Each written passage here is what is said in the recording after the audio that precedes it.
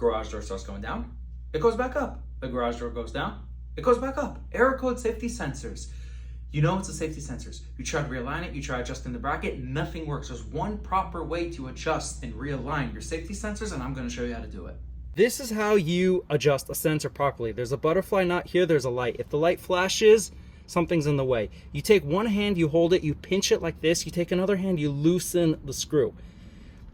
Once it's loosened, you see how it wobbles and it's free. You adjust it where it looks straight, it's not too high, it's not too left, it's not too right. Then you lock it in place with your hand. If you don't have your left hand holding it, it's not gonna stay in the position you want it to. Once I remove my hand, it's solid, and that's how you know it's good.